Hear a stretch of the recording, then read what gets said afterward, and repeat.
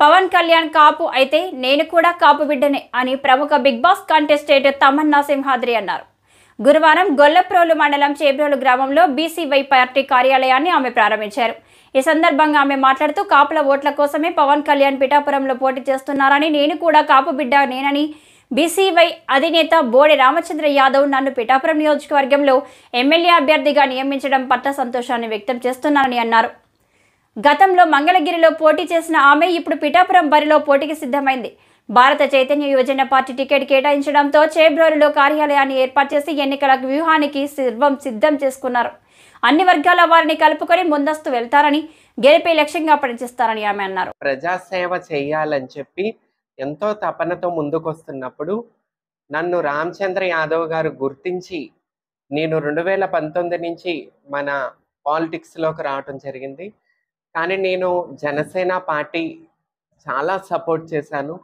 Janasena party నుంచి నాకు phone call వస్తుంది, ఎమ్మెల్యే టికెట్ వస్తుంది, మార్పు కోసం అని మన పవన్ కళ్యాణ్ అన్నగారు అనటం వల్ల ఆయన నాలాంటి వాళ్ళని గుర్తించి నన్ను చట్టసభలకు తీసుకెళ్తారని ఒక ఆశతో ఎదురు చూశాను. 2019లో నేను మన జనసేన పార్టీ ఆఫీసు కార్యాలయంలో ఎవరికైతే ఎమ్మెల్యే ఎంపీ ఇంట్రెస్ట్ ఉన్న వాళ్ళు ఒక అప్లికేషన్ ఫామ్ పెట్టుకోమన్నప్పుడు నేను పెట్టుకోవటం వెళ్ళి జరిగింది. అప్పుడే ఆశించాను, అప్పుడే నిరాశ మిగిలింది. అలాగే 2024లో మళ్ళీ చట్టసభలకు ఎలాగైనా నేను వెళ్ళాలి, ముందుకు రావాలి, ప్రజాసేవ మీద నాకున్న ఇష్టంతో నేను ముందుకు వస్తున్నప్పుడు మళ్ళీ 2024లో కూడా నాకు నిరాశ మిగిలింది. కానీ మార్పు అని చెప్పి మాకందరికి అన్యాయమే జరిగింది. కానీ రామచంద్ర యాదవ్ గారు లాంటి వారు ముందుకు రావటం, ఆయన పార్టీ బీసీవైపీ భారతీయ చైతన్య యువజన పార్టీ నన్ను గుర్తించటం, నా పని గుర్తించటం, నా లాంటి వాళ్ళని చట్టసభలకు తీసుకురావాలని చెప్పి బీసీవైపీ పార్టీ తరఫున రామచంద్ర యాదవ్ గారు నాకు పార్టీ టికెట్ ఇవ్వటం జరిగిందండి. సో పార్టీ టికెట్ పిఠాపురంని ఎందుకు ఎన్నుకోవటం జరిగిందంటే, పిఠాపురంలో ఏదైతే మన పవన్ కళ్యాణ్ గారు కాపు సామాజిక వర్గం ఎక్కువ ఉన్నది అని చెప్పి పిఠాపురానికి ఎలా వచ్చారు, అదే విధంగా నేను కాపు బిడ్డని కాబట్టి, నేను కాపు సామాజిక వర్గానికి సంబంధించిన దాన్ని కాబట్టి వంగవీటి మోహన్ రంగా గారి పేరు కృష్ణా జిల్లాకి జగన్మోహన్ రెడ్డి గారు నందమూరి జిల్లాగా అన్నప్పుడు కృష్ణా జిల్లా పేరు మారిస్తే వంగవీటి జిల్లాగా వంగవీటి మోహన్ రంగా గారి జిల్లాగా పేరు పెట్టాలని చెప్పి వంగవీటి మోహన్ రంగా గారి విగ్రహం దగ్గర నేను ఉద్యమం చేసిన దాన్ని, మోహన్ రంగా గారి ఉద్యమకరాలని. సో అన్ని రకాలుగా నేను ఎలిజిబుల్ కాబట్టి నేను పిఠాపురానికి రావటం జరిగింది.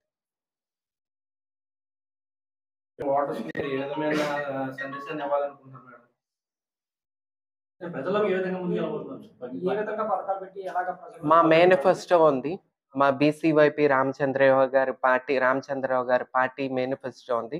ఆ మేనిఫెస్టోని మేము పబ్లిక్లో తీసుకెళ్ళి కొత్త ప్రజాస్వామ్యంలో మార్పు కోసం రామచంద్ర యాదవ్ గారు రావాలనుకుంటున్నారు. సో ఆయన ఆశయాలను మేము ప్రజల్లోకి తీసుకెళ్ళటానికి కృషి చేస్తాం.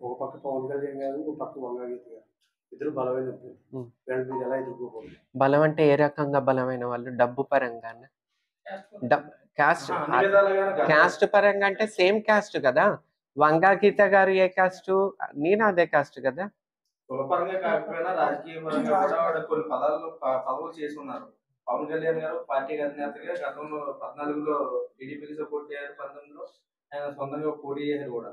అలాంటి వ్యక్తులు అంటే రాజకీయంగానే ఆర్థికంగా అన్ని విధాలుగా బలమైన వాళ్ళతో మీరు ఏ విధంగా ఎదుర్కోబోతున్నారు? అదే కదా, ప్రతిసారి వాళ్ళే రాజ్యం వెళ్ళాలి, వాళ్ళే పాలించాలని రూలే కదా. కొత్త వాళ్ళకి అవకాశాలు ఇవ్వాలి, కొత్త వారు రావాలి చట్టసభలకి.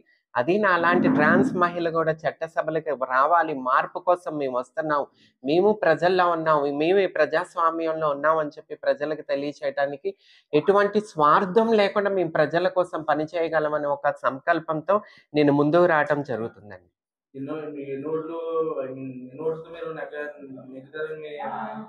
ఎన్ని ఓట్లు అంటే నెగ్గటానికే ప్రతి ఒక్కరు ఎవరైనా రాజకీయంగా వస్తున్నారు, రాజకీయాల్లోకి వస్తున్నారంటే ప్రతి ఒక్కరికి ఒకే ఆశ ఉంటుందండి, చట్టసభలకు వెళ్ళాలని చెప్పేసి. గెలవాలని ఎవరైనా ముందుకు వస్తారు. కృషి చేయటం మానవతత్వం. ఆ కృషితోనే నేను ముందుకు వస్తున్నానండి. అంతే, గెలవాలని వస్తాం. పవన్ కళ్యాణ్ గారు పిఠాపురంలో గెలిచిన తర్వాత పిఠాపురాన్ని ఒక డివోషన్ హబ్ కింద అదే కదా మా మేనిఫెస్టోలో కూడా అదే ఉంది. మన మేనిఫెస్టో కూడా చెప్పండి.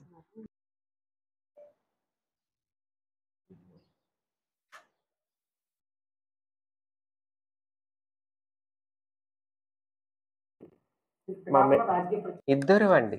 ఇక్కడ పవన్ కళ్యాణ్ గారు ఒక్కరే లేరు కదా, ఇద్దరు ఉన్నారు కాబట్టి. ఎవరు దింపారు?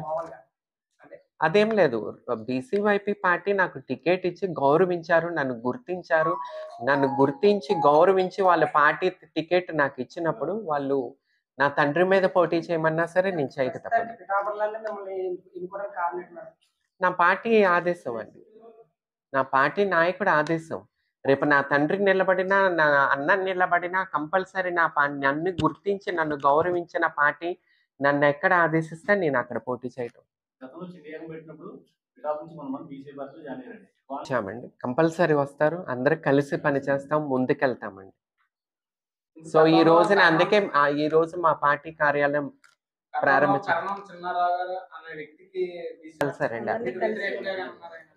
కలుపుకుని లేదండి, అదేం లేదు. రామచంద్ర యాదవ్ గారు అందరినీ కలుపుకుని వెళ్తారు. అన్ని సామాజిక వర్గాలని కలుపుకుని వెళ్ళటం ఆయన తత్వం. సో అందరూ కలిసి పనిచేస్తారు.